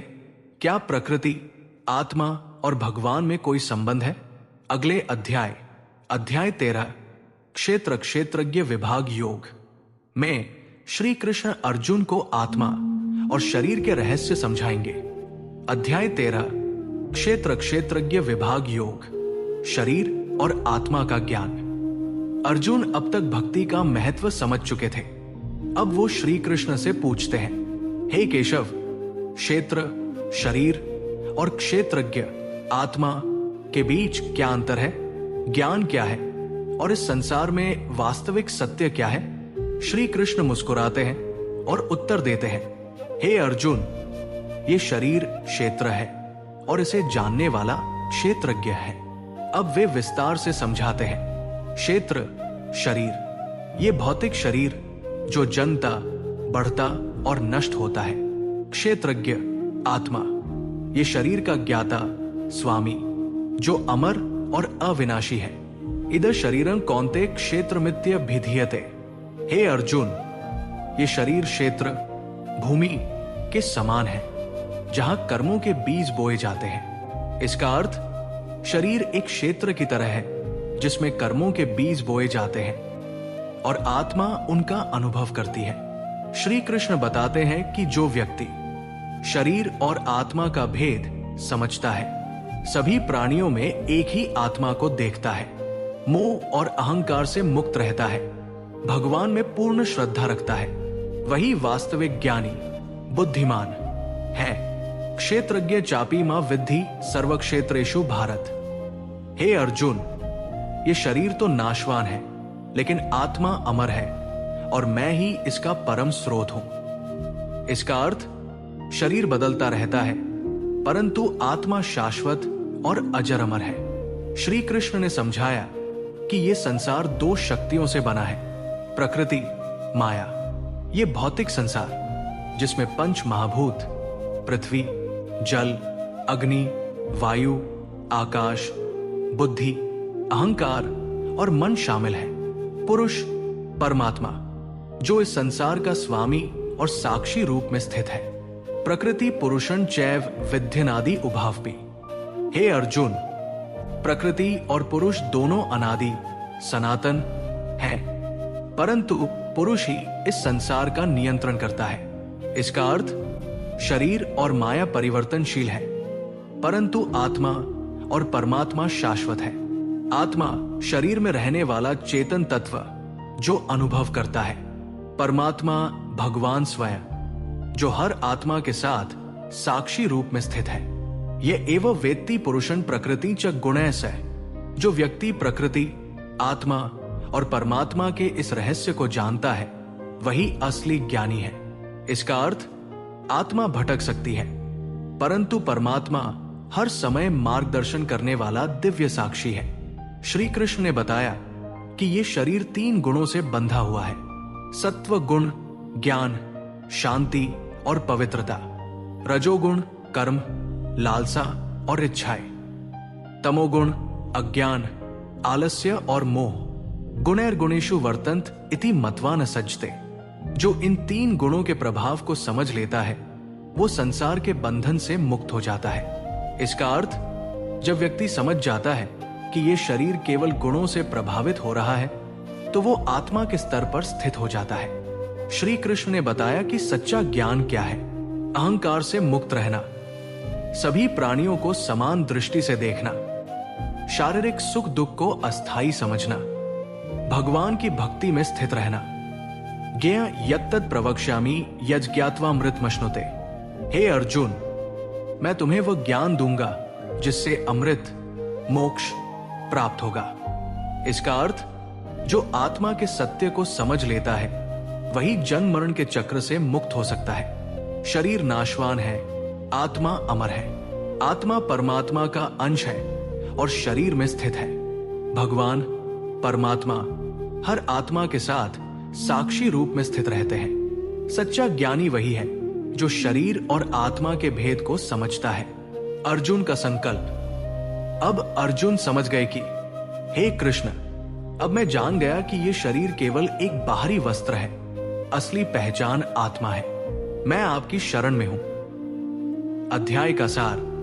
शरीर क्षेत्र और आत्मा क्षेत्रज्ञ अलग अलग है। आत्मा अमर है और परमात्मा का अंश है। 3 गुण सत्व रज तम शरीर को नियंत्रित करते हैं। भगवान हर आत्मा के साक्षी रूप में स्थित है। जो आत्मा को जान लेता है वही वास्तविक ज्ञानी है। अगले अध्याय की ओर। अब अर्जुन जानना चाहते हैं, हे कृष्ण, ये 3 गुण सत्व रज तम किस प्रकार मनुष्य के जीवन को प्रभावित करते हैं? अगले अध्याय 14 गुणत्रय विभाग योग में श्री कृष्ण अर्जुन को इन गुणों के प्रभाव और मुक्ति के मार्ग के बारे में बताएंगे। अध्याय 14 गुणत्रय विभाग योग 3 गुणों का ज्ञान और मोक्ष का मार्ग। अर्जुन अब तक आत्मा और शरीर का भेद समझ चुके थे। अब वे श्री कृष्ण से पूछते हैं, हे कृष्ण, ये संसार किन तत्वों से बना है और मनुष्य इनमें कैसे बंधता है? इन बंधनों से मुक्त होकर भगवान तक कैसे पहुंचा जा सकता है? श्री कृष्ण मुस्कुराते हैं और उत्तर देते हैं, हे अर्जुन, ये संसार प्रकृति के 3 गुणों सत्व रज और तम से बंधा हुआ है। इनसे ऊपर उठकर ही मोक्ष संभव है। अब वे विस्तार से समझाते हैं। श्री कृष्ण बताते हैं कि यह संसार 3 गुणों से बना है जो प्रकृति में विद्यमान है। सत्व गुण शुद्धता और ज्ञान, शांति, संतोष और बुद्धिमत्ता से जुड़ा होता है। रजोगुण कर्म और इच्छा, लालसा, भोग विलास और संघर्ष से जुड़ा होता है। तमोगुण अज्ञान और आलस्य, मोह, जड़ता और अंधकार से जुड़ा होता है। सत्व रजस्तम इति गुणाएं प्रकृति संभवाएं, ये 3 गुण प्रकृति से उत्पन्न होते हैं और जीव को बंधन में डालते हैं। इसका अर्थ, ये तीनों गुण मनुष्य के विचारों, कर्मों और संपूर्ण जीवन को नियंत्रित करते हैं। गुण कैसा व्यक्ति बनता है? सत्वगुण शांत, ज्ञानी, संतोषी, निष्काम कर्म करने वाला। रजोगुण इच्छाओं से भरा, भौतिक सुख का लोभी, हमेशा सक्रिय। तमोगुण आलसी, अज्ञानी, मोह और भय में रहने वाला। सत्व सुखे संजयति रजे कर्मणि भारत, तमस्त्व ज्ञान मावृत्य प्रमादे संजयत्युत। सत्वगुण सुख और ज्ञान की ओर ले जाता है, रजोगुण कर्म और इच्छाओं की ओर खींचता है और तमोगुण अज्ञान और आलस्य में डाल देता है। इसका अर्थ, मनुष्य का जीवन इन गुणों के प्रभाव में चलता रहता है। सत्वगुणी व्यक्ति मरने के बाद वो उत्तम लोकों, स्वर्ग आदि में जाता है। रजोगुणी व्यक्ति फिर से संसार में जन्म लेता है और कर्म के चक्र में फंसा रहता है। तमोगुणी व्यक्ति अधोगति को प्राप्त होता है और निम्न योनि, पशु, कीट आदि में जन्म ले सकता है। ऊर्ध्वं गच्छन्ति सत्वस्था मध्ये तिष्ठन्ति राजसाएं। सत्वगुणी व्यक्ति ऊपर उठते हैं, रजोगुणी संसार में ही रहते हैं और तमोगुणी नीचे गिर जाते हैं। इसका अर्थ, हमारा आचरण और स्वभाव तय करता है कि अगले जन्म में हमें कौन सा लोक मिलेगा। श्री कृष्ण बताते हैं कि जो इन 3 गुणों से ऊपर उठ जाता है वही मोक्ष प्राप्त करता है। ऐसा व्यक्ति न सुख में आनंदित होता है न दुख में दुखी होता है। वो हर परिस्थिति में स्थिर और शांत रहता है। वो निष्काम भक्ति और ज्ञान के द्वारा गुणों से मुक्त हो जाता है। गुणाने तांतीत्य त्रीनदेही देहस्मुद्भवान, जन्म मृत्यु जरादु खैर विमुक्तो मृत मश्नुते। जो इन तीनों गुणों को पार कर लेता है वो जन्म मृत्यु के चक्र से मुक्त होकर परम आनंद प्राप्त करता है। इसका अर्थ, जो व्यक्ति भगवान की शरण में जाता है वो गुणों से परे उठ जाता है और जन्म मृत्यु के चक्र से मुक्त हो जाता है। अर्जुन अब तक समझ चुके थे कि ये संसार 3 गुणों के अधीन है। श्री कृष्ण उन्हें आश्वासन देते हैं, हे अर्जुन, जो मेरी भक्ति करता है वो इन तीनों गुणों से परे जाकर मुझ में लीन हो जाता है। मां च यो व्यभिचारेण भक्ति योगेन सेवते सगुणान समतीत्य तान ब्रह्म भूयाय कल्पते। जो व्यक्ति अनन्य भक्ति करता है वो इन गुणों को पार कर जाता है और ब्रह्मा में स्थित हो जाता है। इसका अर्थ, सच्ची भक्ति ही गुणों से परे जाने का और मोक्ष पाने का एकमात्र मार्ग है। संसार के 3 गुण सत्व, रज, तम मनुष्य के जीवन को नियंत्रित करते हैं। सत्वगुण ज्ञान और मोक्ष की ओर ले जाता है, रजोगुण कर्म और इच्छाओं में बांधता है और तमोगुण अज्ञान और अधोगति में डालता है। जो भगवान की भक्ति करता है वो इन तीनों गुणों से परे चला जाता है और जन्म मरण से मुक्त हो जाता है। अर्जुन का संकल्प। अब अर्जुन समझ गए कि हे कृष्ण, अब मैं जान गया कि भक्ति ही इन 3 गुणों से मुक्त होने का सर्वोत्तम मार्ग है। मैं आपकी शरण में आता हूं। अध्याय का सार। 3 गुण सत्व, ज्ञान, रज, कर्म, तम, अज्ञान मनुष्य को बांधते हैं। मृत्यु के बाद सत्वगुणी ऊपर जाते हैं, रजोगुणी संसार में लौटते हैं और तमोगुणी नीचे गिरते हैं। सच्चा साधक इन गुणों से परे जाकर भगवान की भक्ति करता है। भक्ति के द्वारा ही मनुष्य गुणों से मुक्त होकर मोक्ष प्राप्त कर सकता है। अगले अध्याय की ओर। अब अर्जुन जानना चाहते हैं, हे कृष्ण, सत्व, रज, तम के अलावा श्रद्धा, भक्ति के भी विभिन्न प्रकार होते हैं क्या? अगले अध्याय 15 पुरुषोत्तम योग में श्री कृष्ण अर्जुन को समझाएंगे कि इस संसार का मूल स्वरूप क्या है और भगवान पुरुषोत्तम कैसे हैं। अध्याय 15 पुरुषोत्तम योग, संसार का रहस्य और परम पुरुषोत्तम भगवान। अर्जुन अब तक समझ चुके थे कि यह संसार 3 गुणों सत्व, रज, तम से बंधा है। अब वे श्री कृष्ण से पूछते हैं, हे कृष्ण, ये संसार किस प्रकार बना है और भगवान इसमें क्या भूमिका निभाते हैं? सच्ची मुक्ति के लिए हमें क्या जानना आवश्यक है? श्री कृष्ण मुस्कुराते हैं और एक सुंदर उपमा देकर उत्तर देते हैं। श्री कृष्ण कहते हैं, हे अर्जुन, ये संसार एक विशाल अश्वत्थ पीपल वृक्ष के समान है, जिसकी जड़ें ऊपर परमात्मा में और शाखाएं नीचे संसार में फैली हुई है।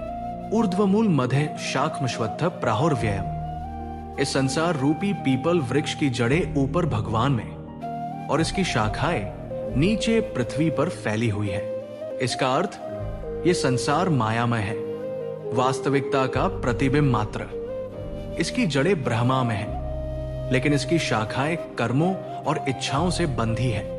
ये जन्म और मृत्यु का चक्र चलाता रहता है। समाधान, इस वृक्ष को वैराग्य की तलवार से काटकर सत्य की ओर बढ़ना चाहिए।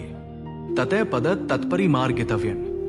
फिर उस परम स्थान को खोजना चाहिए जहां जाकर पुनः लौटना नहीं पड़ता। श्री कृष्ण समझाते हैं कि इस संसार में 2 प्रकार के पुरुष अर्थात अस्तित्व होते हैं। एक क्षर पुरुष, नाशवान जीव। ये संसार में जन्म लेने और मरने वाला प्रत्येक प्राणी है। ये शरीर और कर्मों में बंधा रहता है। 2 अक्षर पुरुष, अविनाशी आत्मा।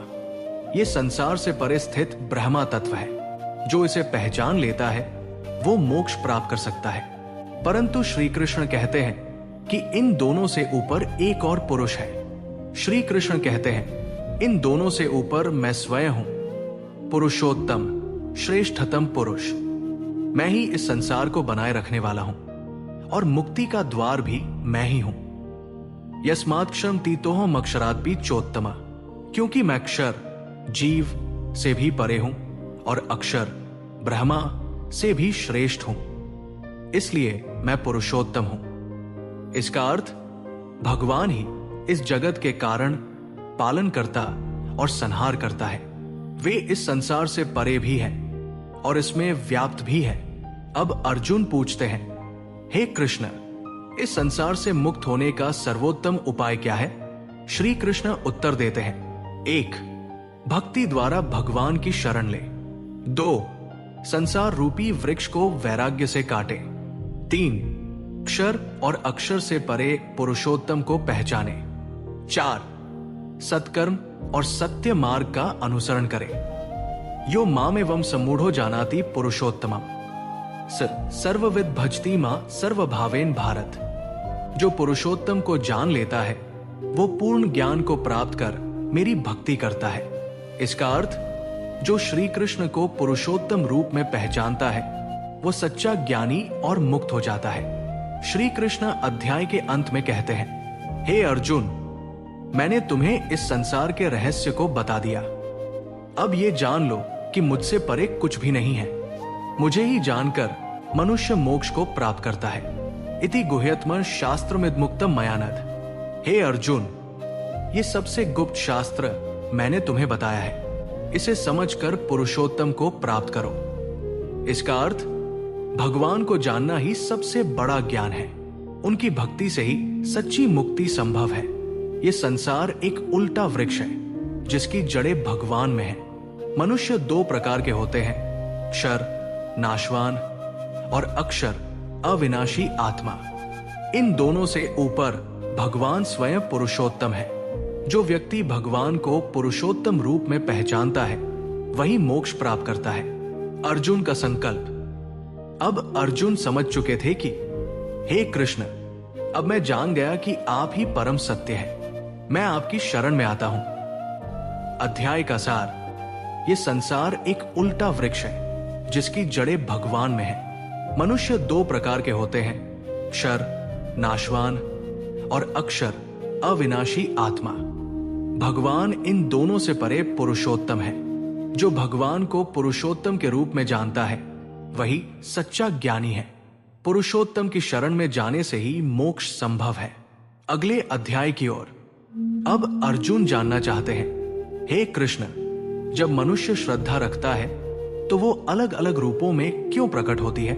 अगले अध्याय 16 दैवासुर संपद विभाग योग में श्री कृष्ण अर्जुन को समझाएंगे कि दैवी और आसुरी प्रवृत्तियां क्या होती है और मोक्ष के लिए कौन सी प्रवृत्ति अपनानी चाहिए।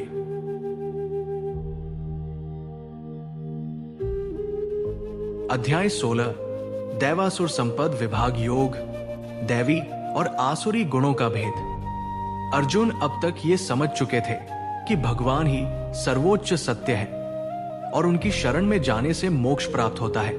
लेकिन वे सोचने लगे, हे कृष्ण, कुछ लोग तो आपके भक्त बनकर धर्म के मार्ग पर चलते हैं, जबकि कुछ लोग अधर्म के मार्ग को क्यों चुनते हैं? मनुष्यों के भीतर ये भेद क्यों होता है? श्री कृष्ण मुस्कुराते हैं और उत्तर देते हैं। श्री कृष्ण कहते हैं, हे अर्जुन, इस संसार में 2 प्रकार की संपद, गुण या प्रवृत्तियां होती है, दैवी शुभ और आसुरी अशुभ। दैवी संपद विमोक्षाय निबंधा यासुरी मता। दैवी गुण मोक्ष की ओर ले जाते हैं जबकि आसुरी गुण बंधन में डालते हैं। इसका अर्थ, जो दैवी गुणों से युक्त होता है वो उन्नति करता है और मोक्ष प्राप्त करता है। जो आसुरी गुणों से भरा होता है वो मोह, अहंकार और पाप के कारण अधोगति को प्राप्त करता है। अब श्री कृष्ण इन दोनों का विस्तार से वर्णन करते हैं। श्री कृष्ण बताते हैं कि दैवी गुणों वाले लोग पवित्र, सत्यवादी और शांत होते हैं। दैवी गुणों वाले लोग अभय, निर्भयता, जो सत्य के मार्ग पर अडिग रहते हैं। सत्व संशुद्धि, चित्त की शुद्धता, जिनका हृदय किसी के प्रति छलकपट से भरा नहीं होता। दया और करुणा, जो सभी प्राणियों के प्रति प्रेम रखते हैं। त्याग, दानशीलता, जो लोभ से मुक्त होते हैं और जरूरतमंदों की सहायता करते हैं। अहिंसा, जो दूसरों को कष्ट नहीं पहुंचाते। सत्यवादिता, जो झूठ नहीं बोलते और हमेशा न्याय का पालन करते हैं। धैर्य और शांति, जो विपरीत परिस्थितियों में भी विचलित नहीं होते।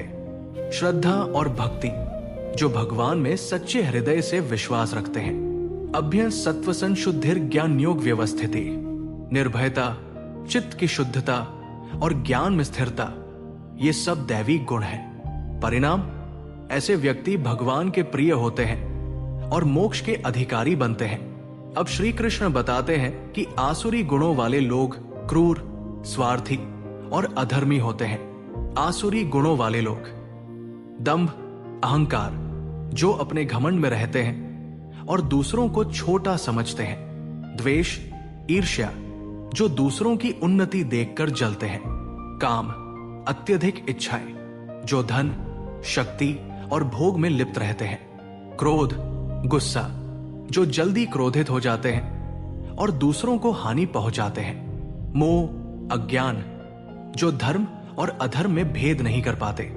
अन्याय और असत्य, जो लोभ के कारण छलकपट और बेईमानी करते हैं। नास्तिकता, जो भगवान के अस्तित्व को नहीं मानते।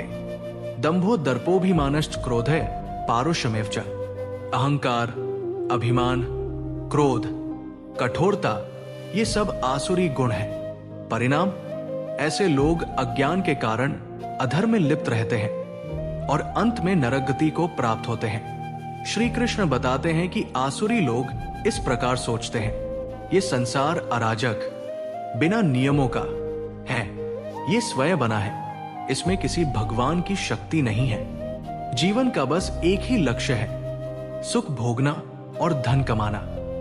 जिसका बल अधिक है वही श्रेष्ठ है। असत्यम प्रतिष्ठन्ते जगदाहुर्नीश्वरम, वे कहते हैं कि ये संसार असत्य, अराजक और बिना ईश्वर का है। परिणाम, वे पाप कर्म करते हैं और जन्म मृत्यु के चक्र में फंसे रहते हैं। अंत में वे नीचे गिर जाते हैं और अधोगति को प्राप्त होते हैं। श्री कृष्ण कहते हैं, हे अर्जुन, तुम दैवी संपत्ति के धनी हो, इसलिए चिंता मत करो। जो लोग आसुरी गुणों से भरे होते हैं वे मुझसे दूर हो जाते हैं। जो मेरा आश्रय लेते हैं वे सत्य, धर्म और मोक्ष के मार्ग पर चलते हैं। दैवी संपद विमोक्षाय निबंधायासुरी मता, दैवी गुण मोक्ष की ओर ले जाते हैं, जबकि आसुरी गुण बंधन में डालते हैं। इसका अर्थ, जो भगवान की शरण में जाता है और दैवी गुण अपनाता है वो सच्ची शांति पाता है। जो आसुरी गुणों को त्याग कर सत्य और भक्ति के मार्ग पर चलता है वो मोक्ष प्राप्त करता है। दैवी गुण अपनाओ, सत्य, करुणा, अहिंसा, भक्ति। आसुरी गुण छोड़ो, अहंकार, क्रोध, लोभ, अधर्म। भगवान के शरणागत बनो, यही मोक्ष का मार्ग है। अब अर्जुन समझ चुके थे कि हे कृष्ण, मैं केवल दैवी गुणों को अपनाऊंगा और आपके मार्ग पर चलूंगा। अध्याय का सार, मनुष्य दो प्रकार के होते हैं, दैवी शुभ और आसुरी अशुभ। दैवी गुण मोक्ष की ओर ले जाते हैं जबकि आसुरी गुण अधोगति में डालते हैं। भगवान कहते हैं, दैवी गुण अपनाओ और आसुरी प्रवृत्तियों को त्यागो। अगले अध्याय की ओर अब अर्जुन जानना चाहते हैं, हे कृष्ण, श्रद्धा किस प्रकार भिन्न भिन्न रूपों में प्रकट होती है। अगले अध्याय 17 श्रद्धात्रय विभाग योग में श्री कृष्ण समझाएंगे कि किस प्रकार श्रद्धा 3 प्रकार की होती है, सत्व, रजस और तमस। अध्याय 17 श्रद्धात्रय विभाग योग, श्रद्धा के 3 प्रकार। अर्जुन अब तक ये समझ चुके थे कि दैवी और आसुरी गुण क्या होते हैं, लेकिन उनके मन में एक और प्रश्न उठा, हे कृष्ण, यदि कोई व्यक्ति वेदों के नियमों को नहीं जानता लेकिन श्रद्धा रखता है तो उसकी श्रद्धा किस प्रकार की होती है? क्या सभी की श्रद्धा समान होती है या ये भी भिन्न भिन्न प्रकार की होती है? श्री कृष्ण उत्तर देते हैं। श्री कृष्ण समझाते हैं कि त्रिविधा भवती श्रद्धा देहिना सा स्वभावजा। मनुष्य की श्रद्धा 3 प्रकार की होती है जो उनके स्वभाव के अनुसार जन्म लेती है। सत्वगुणी श्रद्धा, जो व्यक्ति पवित्र और शुद्ध हृदय वाले होते हैं उनकी श्रद्धा सात्विक होती है। रजोगुणी श्रद्धा, जो भौतिक सुख, धन और यश की इच्छा रखते हैं उनकी श्रद्धा राजसी होती है। तमोगुणी श्रद्धा, जो अज्ञान, हिंसा और भोग में लिप्त रहते हैं उनकी श्रद्धा तामसी होती है। अब श्री कृष्ण विस्तार से इन तीनों के लक्षण बताते हैं। सत्वगुणी लोग किसकी पूजा करते हैं? वे भगवान, देवताओं, संतों और ज्ञानी पुरुषों की पूजा करते हैं। उनका हृदय शुद्ध, शांत और दयालु होता है। वे सात्विक भोजन शुद्ध, पौष्टिक, ताजा ग्रहण करते हैं। वे सच्चाई, दया और अहिंसा का पालन करते हैं। उनकी श्रद्धा धर्म और भक्ति में स्थिर होती है। सत्वानुरूपा सर्वस्य श्रद्धा भवति भारत। मनुष्य की श्रद्धा उसके सत्वगुण के अनुसार होती है। परिणाम, वे ज्ञान प्राप्त करते हैं, आत्मा को पहचानते हैं और मोक्ष की ओर बढ़ते हैं। रजोगुणी लोग किसकी पूजा करते हैं? वे यक्ष, राक्षसों और शक्तिशाली लोगों की पूजा करते हैं। वे धन, यश और शक्ति पाने के लिए भक्ति करते हैं। वे राजसी भोजन तीखा, खट्टा, नमकीन, तेलयुक्त पसंद करते हैं। वे इच्छाओं और वासनाओं से प्रेरित होकर कर्म करते हैं। रजसी यजन्ते यक्ष रक्षांसी तामसाय। रजोगुणी लोग यक्षों और राक्षसों की पूजा करते हैं। परिणाम, वे धन, ऐश्वर्य और सफलता तो पाते हैं, लेकिन मोह और अहंकार में फंस जाते हैं। तमोगुणी लोग किसकी पूजा करते हैं? वे भूत प्रेत, तांत्रिक शक्तियों और अंधकारमय शक्तियों की पूजा करते हैं। वे अज्ञान, हिंसा और अंधविश्वास से घिरे रहते हैं। वे तामसी भोजन, बासी, गलासरा, मांस, शराब, नशीले पदार्थ खाते हैं। वे दूसरों को हानि पहुंचाने वाले कर्म करते हैं। प्रेतान भूत गणाश्चान्य यजन्ते तामसा जनाय। तमोगुणी लोग भूत प्रेत और तामसी शक्तियों की पूजा करते हैं। परिणाम, वे अज्ञान के कारण अधोगति को प्राप्त होते हैं और जन्म मरण के चक्र में फंसे रहते हैं। श्री कृष्ण बताते हैं कि जिस प्रकार श्रद्धा 3 प्रकार की होती है, उसी प्रकार भोजन भी 3 प्रकार का होता है। सात्विक भोजन ताजा, पौष्टिक, हल्का और सात्विक भोजन जो शरीर को स्वस्थ और मन को शांत करता है। राजसी भोजन तीखा, मसालेदार, अम्लीय और तेलयुक्त भोजन जो इच्छाओं और वासनाओं को बढ़ाता है। तामसी भोजन बासी, सड़ागला, मांस, शराब और नशीले पदार्थ जो शरीर और मन को अशुद्ध करते हैं। आयु सत्व बलारोग्य सुख प्रीति विवर्धना। सात्विक भोजन आयु, बल, स्वास्थ्य और आनंद को बढ़ाता है।